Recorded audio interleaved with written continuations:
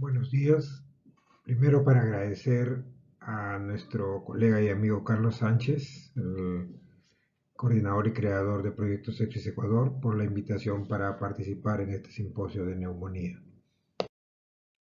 En esta oportunidad vamos a revisar algunos aspectos relacionados a la gasometría sanguínea y la insuficiencia respiratoria en el contexto de neumonía.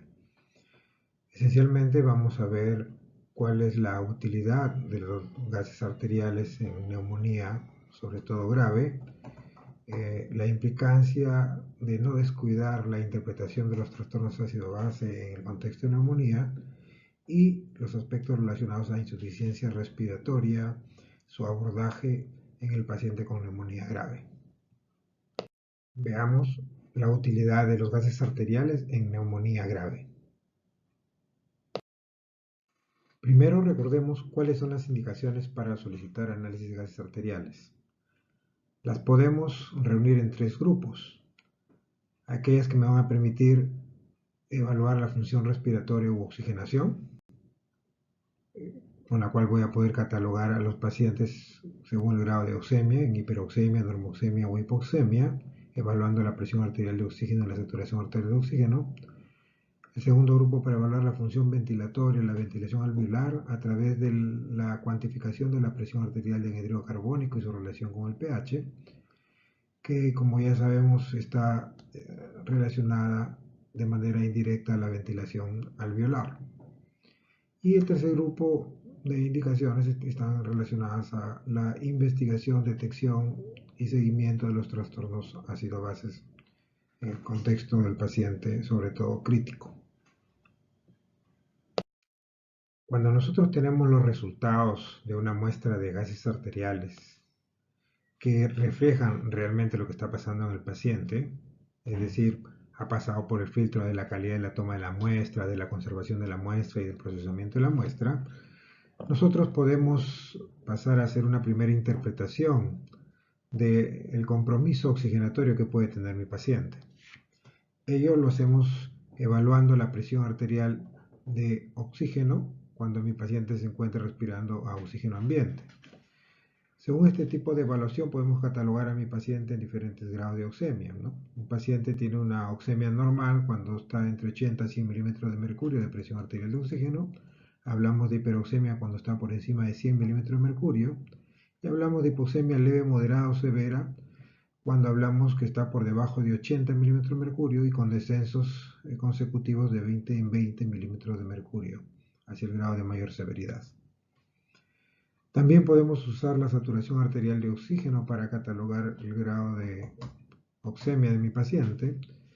Podemos hablar de que tenemos un paciente con normoxemia cuando tenemos una saturación arterial de oxígeno mayor o igual al 95%, y de ahí por debajo de 95, 90 y 75% podemos estar hablando del grado de hipoxemia leve, moderada y severa. Sin embargo, el problema surge cuando mi paciente ya está recibiendo oxígeno suplementario, ¿no? Definitivamente ya no vamos a poder utilizar la presión arterial de oxígeno o la saturación arterial de oxígeno para saber exactamente cuál era el estado o cuál es el estado de compromiso oxigenatorio que tiene mi paciente antes de la administración del oxígeno suplementario.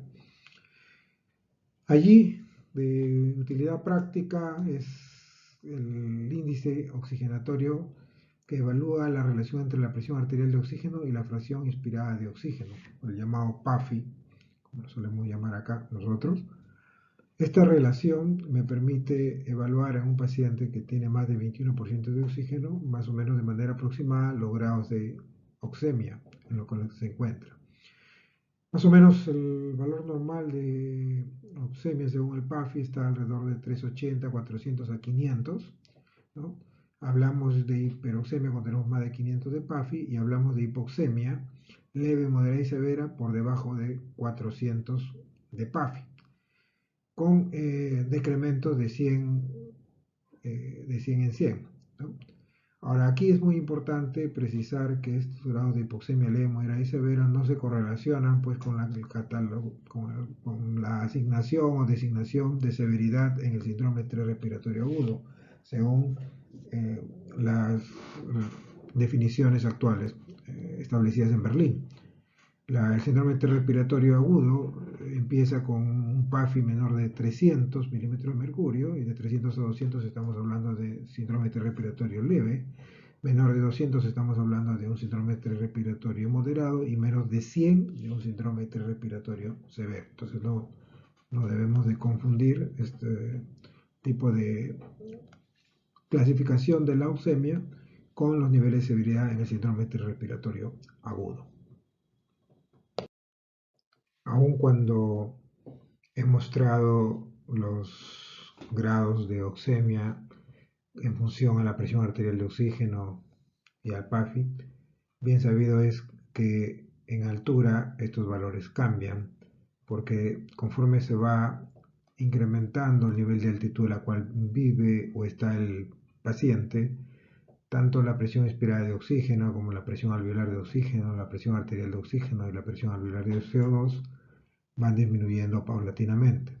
De tal manera que para poder catalogar a estos niveles los grados de oxemia se tienen que hacer las correcciones respectivas de acuerdo a altura.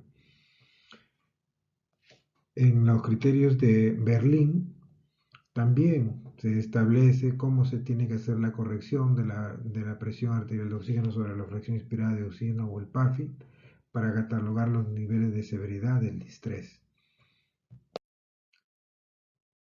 La corrección que se sugiere hacer del PAFI cuando se está a un nivel de altitud por encima de los 1000 metros cuadrados es multiplicar este por la razón que existe entre la presión barométrica y la presión basal o barométrica a nivel del mar.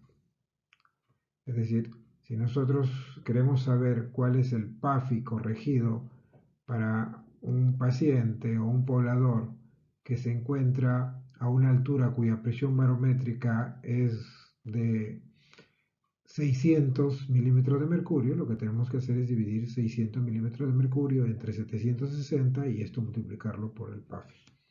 De esa manera hacemos la corrección respectiva y podemos reubicar al paciente según los grados de severidad de acuerdo a los criterios de distrés respiratorio de Berlín. Eso también lo podemos extrapolar pues para catalogar los grados de oxemia que he manifestado previamente. Si bien sabemos que las causas de hipoxemia las podemos agrupar desde el punto de vista de mecanismo fisiopatológico en 4 grupos: el desajuste de ventiloperfusión, la difusión de gases alteradas, la hipoventilación alveolar y la altitud elevada, la neumonía está esencialmente relacionada, de acuerdo a su naturaleza y severidad, con fenómenos de desajuste de ventiloperfusión por ocupación de los espacios alveolares, generando fenómenos de shunt o cortocircuitos, pero también puede estar relacionada en algunos tipos de neumonía intersticial, ¿no? O que ocupan los intersticios, no solamente el alveolo, a alteración de la difusión. Dentro de los marcadores de severidad y de evolución o seguimiento de los pacientes con insuficiencia respiratoria, dentro de ellos de la neumonía, tenemos una serie de índices de oxigenación y de ventilación. Dentro de los más utilizados tenemos el gradiente alveolo arterial de oxígeno, que no viene a ser sino la diferencia entre la presión alveolar de oxígeno y la presión arterial o capilar pulmonar de oxígeno. Esta gradiente, cuyos valores normales están por debajo de 20 milímetros de mercurio aproximadamente, tiene el inconveniente de que varía de acuerdo a la fracción inspirada de oxígeno que está recibiendo el paciente. A cuanto mayor es la fracción expirada de oxígeno, el valor del cálculo de la gradiente alveolar arterial se ve incrementado, de tal manera que, como índice de seguimiento de mejoría o deterioro oxigenatorio, debería hacerse bajo las mismas condiciones de ventilación mecánica y FiO2 para poder ser comparable entre dos valores en tiempos diferentes en un mismo paciente. El PAFI, que es el índice oxigenatorio más utilizado en la práctica clínica, tiene también este inconveniente, ¿no? Sus valores se ven alterados de acuerdo al incremento de la fracción inspirada de oxígeno ¿no? Y no solamente debido a ello, sino también a la presencia o severidad del cortocircuito Shunt pulmonar. De tal manera que para hacer el seguimiento de la mejoría o deterioro oxigenatorio de un mismo paciente en diferentes momentos, debe hacerse también bajo condiciones de ventilación mecánica y FiO2 estables. Sin embargo, existe un índice oxigenatorio, que es el cociente alveolar arterial de oxígeno, que va a relacionar la presión arterial de oxígeno sobre la presión alveolar de oxígeno, ¿no? Y me va a permitir tener más un valor constante, ¿no? Que va a verse no afectado por la fracción inspirada de oxígeno, de tal manera que a diferencia de la gradiente alveolar arterial o del PAFI, me va a permitir tener una aproximación más exacta a lo que vendría a ser un índice de seguimiento en el tiempo de un mismo paciente en cuanto a la severidad de su compromiso oxigenatorio.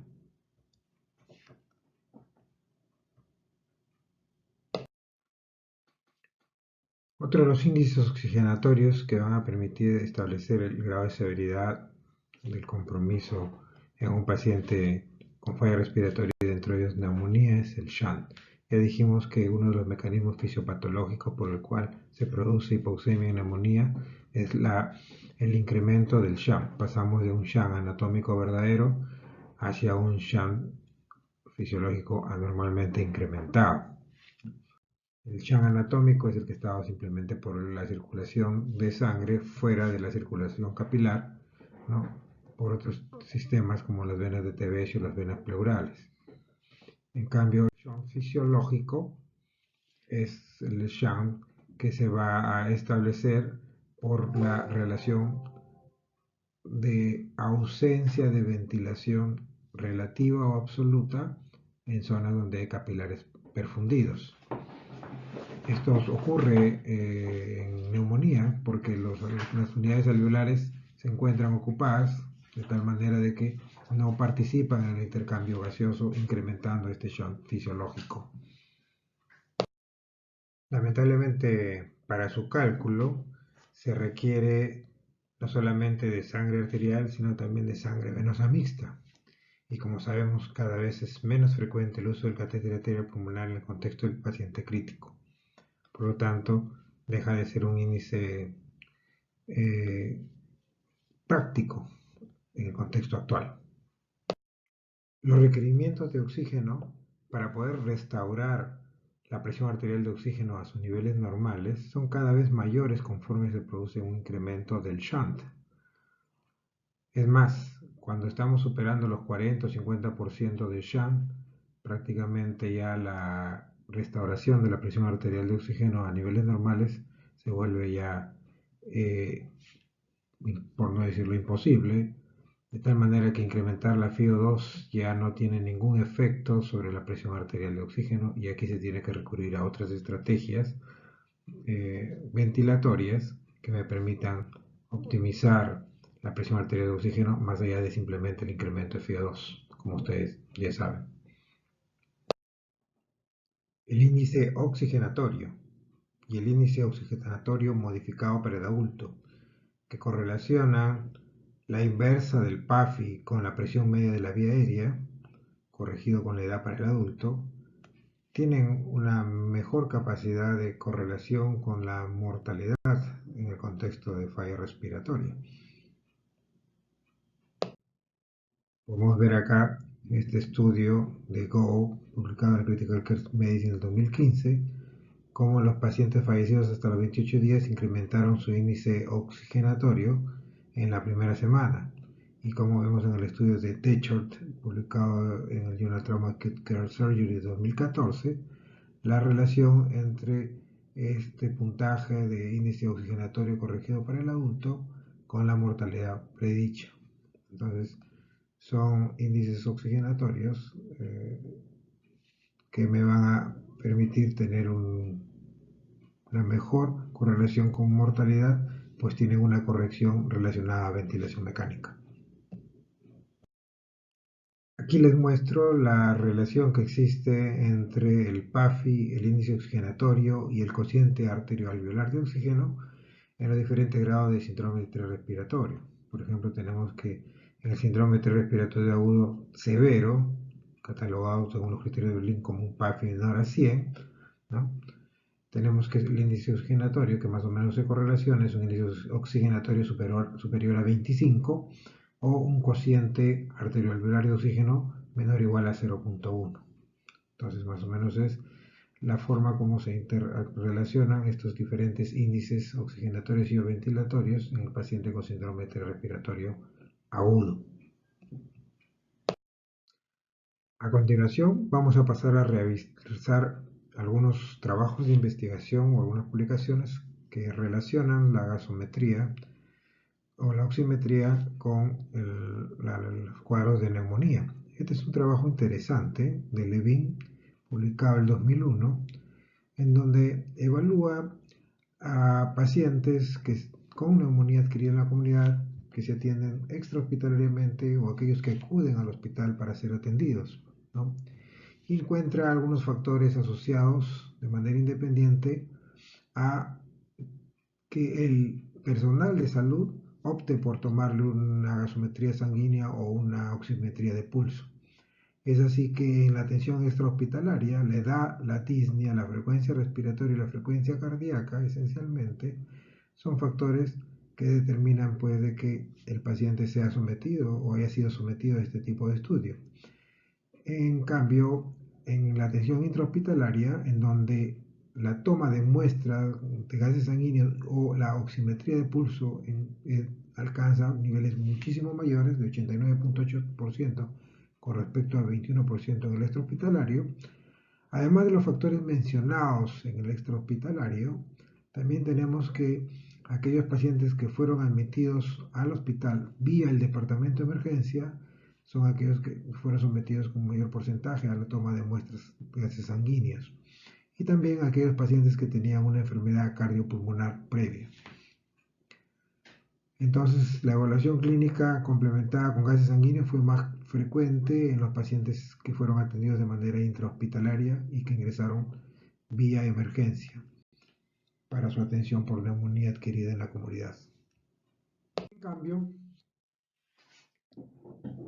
en los pacientes que fueron atendidos de manera intrahospitalaria, ¿no?, con neumonía adquirida en la comunidad, el promedio de presión arterial de oxígeno fue de 61 milímetros de mercurio, llegando inclusive a ver valores tan bajos como 26 milímetros de mercurio. La oximetría de pulso encontró valores de promedio de 90.9%, con valores tan bajos como 40%, pero aquí sí la incidencia de hipoxemia en el grupo de pacientes que acudieron al hospital para ser atendidos por neumonía adquirida en la comunidad fue sustancialmente mayor, ¿no? Alcanzó más o menos, sumando los pacientes que fueron detectados por gasometría sanguínea y oximetría de pulso, un 74% de frecuencia de hipoxemia. Además, he de destacar en este trabajo que los pacientes que fueron atendidos en el hospital y a los cuales se les realizó la gasometría sanguínea u la oximetría de pulso tuvieron mayor probabilidad de admisión a la unidad de cuidados intensivos, ¿no?, mayor probabilidad de mortalidad a los 30 días, ¿no?, y mayor probabilidad de estancia hospitalaria prolongada cuando tenían hipoxemia detectada ya sea por gases arteriales o ya detectada por oximetría de pulso.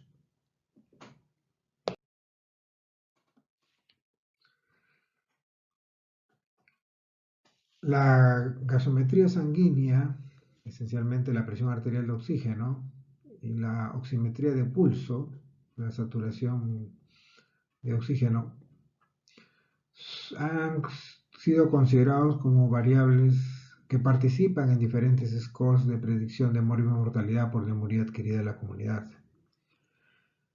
Así tenemos, por ejemplo, que este score, el ADROP del colegio japonés, ¿no?, establece criterios de severidad y predicción y de destino de la atención de pacientes con neumonía adquirida en la comunidad.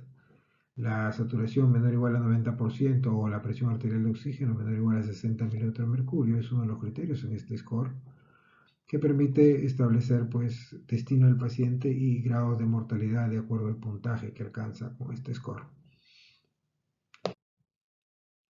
El otro score que se utiliza también para identificar pacientes de bajo riesgo que puedan ser atendidos de manera ambulatoria es el PSI, ¿no? O el índice de severidad de neumonía, ¿no? Que tiene parámetros demográficos, tiene parámetros de comorbilidad, de exploración física, pero también tiene pruebas complementarias. Y dentro de las pruebas complementarias tenemos la acidemia y tenemos la hipoxemia moderada como factores que dan puntajes sustancialmente importantes para aumentar el riesgo y la necesidad de que el paciente sea manejado de manera hospitalaria, ¿no? Cuando se alcanzan puntajes por debajo de 51, generalmente el manejo debe ser ambulatorio según esta recomendación, ¿no? En cambio, cuando el puntaje que se alcance es por encima de 91, la recomendación es el manejo intrahospitalario.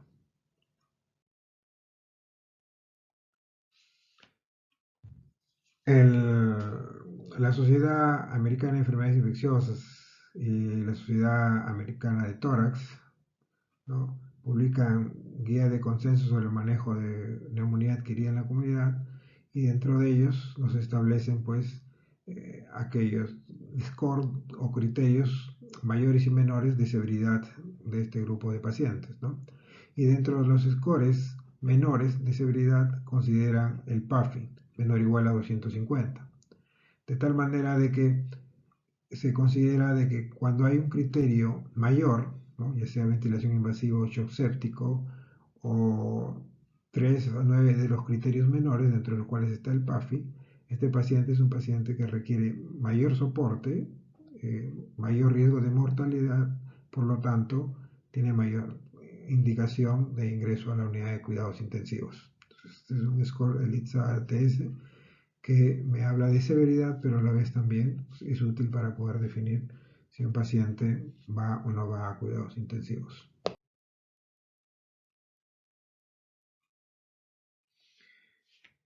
Pero no solamente los problemas de hipoxemia son aquellos que me van a definir la severidad o el pronóstico de los pacientes con neumonía adquirida en la comunidad. Como nosotros ya preveemos, también los problemas de hipercapnia o hipocapnia pueden estar relacionados a la severidad o al pronóstico de este grupo de pacientes. Y es así que en un estudio publicado en British Medical Journal 2017, Newsham y colaboradores, ¿no? Encuentran que los pacientes con hipercapnia o hipocapnia tuvieron más mortalidad, más uso de ventilación invasiva y tiempo hasta la estabilidad clínica que aquellos pacientes normocápnicos. Además, encuentran que los pacientes con hipercapnia fueron sometidos a ventilación mecánica no invasiva en mayor proporción que los pacientes con hipocapnia, ¿no? Y estos dos en global en mayor proporción que los pacientes con normocapnia. Pero también encuentran que los pacientes con hipercapnia tuvieron mayor estancia hospitalaria que los pacientes con hipocapnia. Entonces, no solamente es la hipoxemia uno de los factores de riesgo en cuanto a neumonía adquirida en la comunidad, sino también las alteraciones en la ventilación alveolar o su correlato inverso, que es la presión arterial de anhidrido carbónico. Como podemos ver acá también, en este mismo estudio publicado en el CHES de 2012 por la CERNA y colaboradores, también encuentran pues que la hipocapnia o hipercapnia estaban asociadas de manera independiente a mayor mortalidad, frecuencia de admisión a la unidad de cuidados intensivos, ¿no? Que los pacientes con normocapnia, ¿no? Tanto mortalidad como admisión a UCI tuvieron realmente un riesgo estadísticamente significativo superior a los pacientes que tuvieron normocapnia. Y también podemos ver cómo la supervivencia acumulada de los pacientes con hipercapnia fue menor, sustancialmente menor que los pacientes con normocapnia. Y también menor que los pacientes con hipocapnia. Es decir, entre hipocapnia e hipercapnia, definitivamente un paciente con neumonía adquirida en la comunidad con hipercapnia tiene peor pronóstico, según esta publicación, que los pacientes con hipocapnia y, como no, que los pacientes con normocapnia. En esta publicación hecha por Capellastegui, el CHES del 2008 para criterios de inestabilidad y alta hospitalaria de los pacientes con neumonía adquirida en la comunidad, encuentra que dentro de diferentes factores, ¿no?, que pueden estar presentes y pueden ayudar a predecir el que un paciente tenga riesgo de mortalidad o de reingreso al hospital a los 30 días, te encuentra pues que la saturación arterial de oxígeno menor al 90%, ¿no?, tenía de manera independiente un riesgo ajustado de 2.4 para mortalidad a los 30 días y de 1.8 para reingreso al hospital cuando se tomaba las 24 horas previa al alta. Entonces, saturación de oxígeno 24 horas previa al alta, menor del 90%, como un marcador de riesgo de mortalidad y de readmisión hospitalaria. En el estudio realizado por el Grupo de Ventilación Mecánica Internacional, encabezado por el profesor Andrés Esteban, encuentran, ¿no?, de que dentro de los factores asociados con mortalidad en los pacientes con neumonía asociada a ventilación mecánica, ahora estamos hablando de pacientes con neumonía asociada a ventilación mecánica, también el PAFI definitivamente era uno de los marcadores, después de un análisis multivariado, que tenía significancia estadística en asociarse, ¿no?, a mayor mortalidad. Menos PAFI, mayor mortalidad, ¿no?, como lo esperamos de acuerdo a la experiencia y a la evidencia que se viene dando a lo largo de los años.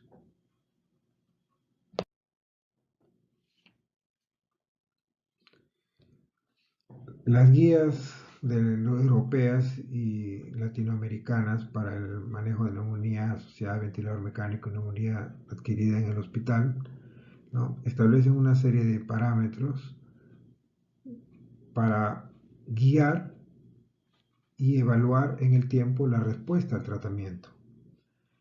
Es más, en estas guías, publicadas en el European Respiratory Journal de 2017, se establece que es más importante la evaluación clínica rutinaria en pacientes que reciben tratamiento antibiótico para neumonía asociada a ventilador mecánico o intrahospitalaria, que estar haciendo un dosaje rutinario diario de biomarcadores. Y dentro de esos criterios clínicos de seguimiento para ver éxito o fracaso del tratamiento, tenemos la temperatura, las secreciones traqueobronquiales, evaluación de cultivos y de purulencia de las secreciones, evaluación radiográfica, recuento de glóbulos rojos, pero también definitivamente se establece como uno de los criterios de seguimiento al índice oxigenatorio de la presión arterial de oxígeno sobre la fracción expirada de oxígeno. Entonces es un índice que me ayuda a ver respuesta en el tratamiento para neumonía intrahospitalaria asociada a ventilación mecánica.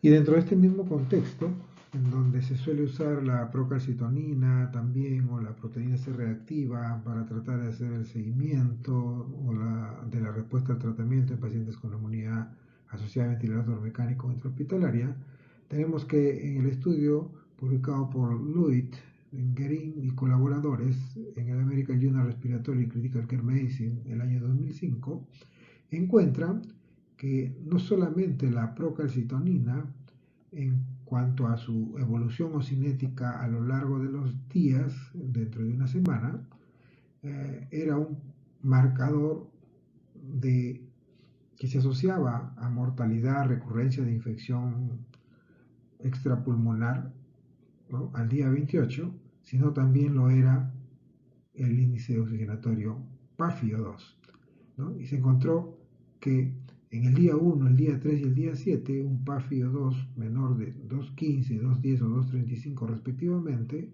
estaba independientemente asociado también a estos resultados adversos. Sobre todo, en el día 3, un PAFI menor de 210 milímetros de mercurio. Entonces, podemos ver que el PAFI, en el contexto de neumonía asociada a ventilador mecánico en unidad intrahospitalaria, definitivamente está asociado a procesos de mortalidad en este contexto. Con respecto al CEPIS, que es el sistema de puntuación clínica para infección pulmonar, aquí hay que destacar algo importante. Se ha tratado de establecer este score como un marcador para determinar si un paciente debe o no debe iniciar cobertura antibiótica cuando está sospechándose una neumonía asociada a ventilador mecánico. En realidad, los resultados de los metaanálisis revisados, ¿no?, que lamentablemente tienen alto nivel de heterogeneidad, muestran que la sensibilidad y la especificidad de este score CEPIS es relativamente baja, solo 65% para sensibilidad y 64% para especificidad, por lo que las guías publicadas en el 2016 de la Sociedad de Enfermedades Infecciosas y la Sociedad Torácica Americana recomiendan pues no utilizar el CEPIS asociado a los criterios clínicos para apoyar el diagnóstico presuntivo de neumonía asociada a ventilador mecánico, iniciar la cobertura antibiótica. Entonces la recomendación es hacer uso esencialmente de los criterios clínicos que se han mencionado previamente. Otro aspecto relacionado a la neumonía son aquellos aspectos relacionados a los trastornos ácido-base. Esencialmente, solamente dejar el concepto general de que si uno no aprende a hacer una interpretación ácido-base integral, completa y detallada, definitivamente puede pasársele trastornos ácido-bases mixtos, dobles o triples que pueden estar también presentes en el contexto de un paciente con neumonía grave. Porque el paciente con neumonía grave no solamente me puede hacer trastornos respiratorios o trastornos de acidosis o alcalosis respiratoria, sobre todo este segundo, sino también puede definitivamente hacerme trastornos metabólicos, dentro de ellos la acidosis metabólica, porque en el contexto de la sepsis puede presentarse acidosis láctica, en el contexto de la sepsis shock séptico puede haber compromiso multiorgánico, compromiso renal o compromiso hepático que van a contribuir o van a ser factores asociados al desarrollo de acidosis metabólica. Entonces, solo una interpretación ácido-base exhaustiva que me permite detectar trastornos metabólicos, trastornos dobles, trastornos triples, va a poder darme pistas de que más allá del compromiso respiratorio hay alteraciones relacionadas a otros órganos que pueden estar definitivamente complicándome la recuperación de mi paciente que está con una neumonía grave. En cuanto a la insuficiencia respiratoria en el contexto de neumonía grave, nuevamente recordar nada más que existe la clasificación gasométrica que complementa a la clínica para insuficiencia respiratoria, en donde hay que destacar que la insuficiencia respiratoria hipoxémica, PaO2 menor de 60 milímetros de mercurio, tiene como criterio esencial de que tenga una gradiente alveolar arterial elevada, es decir, una gradiente mayor a 10 o 20 milímetros de mercurio de acuerdo a la edad del paciente.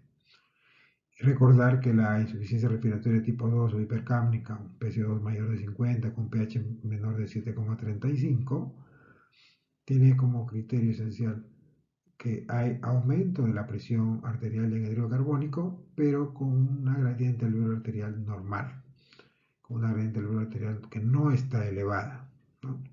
En cambio, cuando nosotros tenemos hipoxemia con gradiente alveolar arterial elevada, pero a la vez también tenemos hipercapnia, estamos hablando de una insuficiencia respiratoria mixta o 1+2.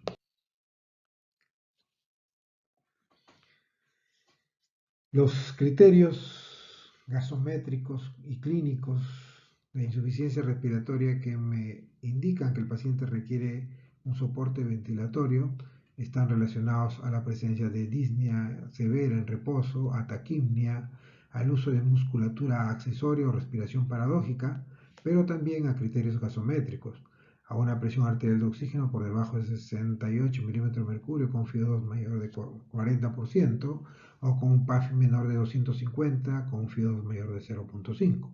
Pero también a hipercapnia, es decir, a un PCO2 mayor de 50 con un pH menor de 7.33. Estos criterios acá mencionados son los que hacen de que el paciente requiera ventilación mecánica y de primera intención la ventilación no invasiva o el CPAP o la cánula nasal de alto flujo son los que deberían intentarse para controlar a este paciente, a menos que haya rápidamente deterioro de su cuadro clínico y oxigenatorio o tengamos un PAFI menor de 150, lo que hace de que requiere este paciente intubación rápida y ventilación mecánica invasiva.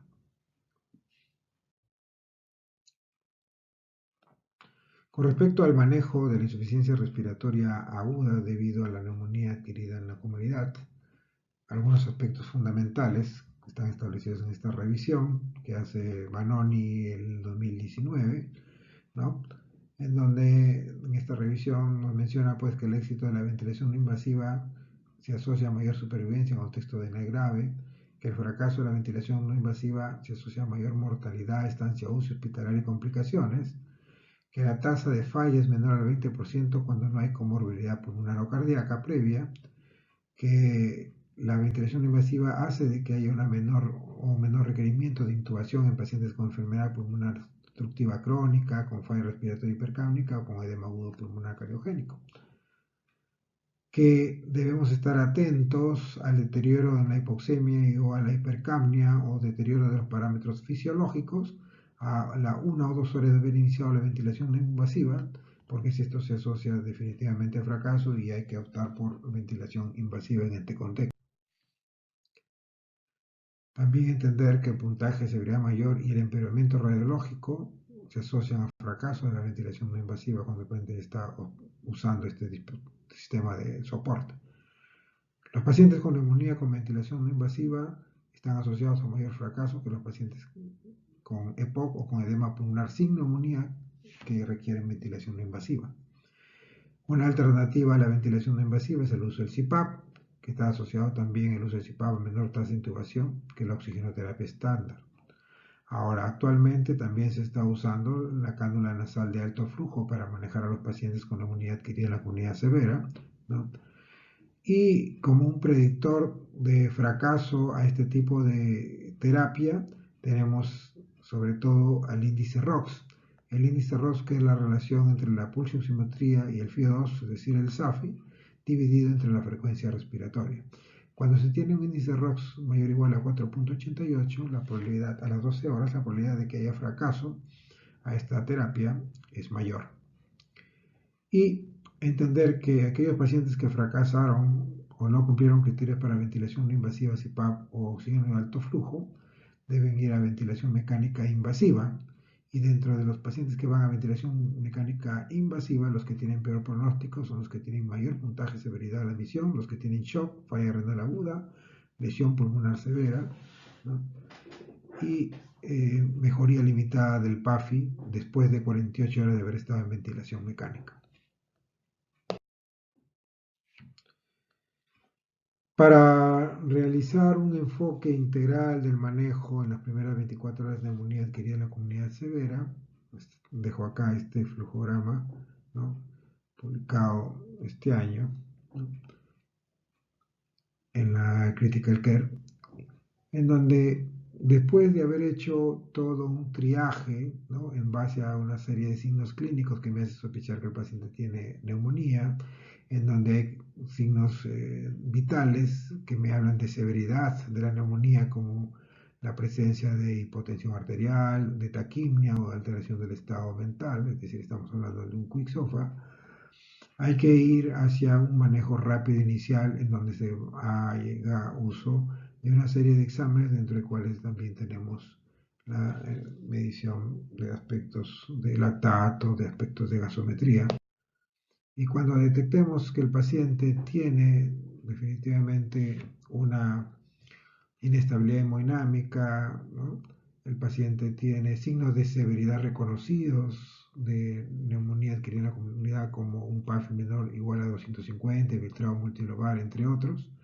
Definitivamente se opte por un soporte respiratorio, ¿no? Y a la cabeza actualmente tenemos a la cánula nasal de alto flujo. Alternativamente tenemos a la ventilación no invasiva si el fenómeno o el proceso es esencialmente una insuficiencia respiratoria hipoxémica. Pero si hay inestabilidad hemodinámica o compromiso multiorgánico, hay que no perder tiempo y considerar ya la intubación orotraqueal y el uso de ventilación mecánica invasiva. Y cuando hablamos ya de ventilación mecánica invasiva, estamos entrando al territorio de lo que es ventilación mecánica protectiva. Y si hablamos ya de distrés en el contexto de neumonía, con PAFIs menores de 150, estamos hablando ya de hacer uso de estrategias, ¿no?, de rescate en el contexto de distrés grave, que es tema de otra conferencia en este simposio. Entonces, en cuanto a insuficiencia respiratoria y neumonía, prácticamente a mayor severidad de la insuficiencia respiratoria y neumonía, estamos hablando, si no hay alguna complicación diferente, de una progresión hacia un síndrome de estrés respiratorio agudo. Y el apoyo oxigenatorio y ventilatorio en este contexto va a hablar o va a depender de la severidad del estrés. Motivo también de charla o de otra charla en este simposio. Yendo desde la clásica ventilación protectiva con volúmenes tidal bajos, ventilación no invasiva con PIB bajo moderado, hacia posición prona, bloqueo neuromuscular, oxígeno nítrico, ¿no?, ECMO, entre otros. Entonces, para terminar, como puntos claves, la neumonía es una de las causas frecuentes de hipoxemia y la severidad de la hipoxemia está relacionada con mayor mortalidad, como ya dijimos, sobre todo en el contexto de neumonía asociada a ventilación mecánica. Los trastornos ácido-base pueden consistir en un paciente con neumonía y es importante su detección y manejo. La insuficiencia respiratoria tiene como una de sus principales causas a la neumonía y su enfoque y manejo oxigenatorio y ventilatorio depende esencialmente de la severidad de la misma. El síndrome respiratorio primario por neumonía es la expresión más severa de este cuadro clínico. Muchas gracias.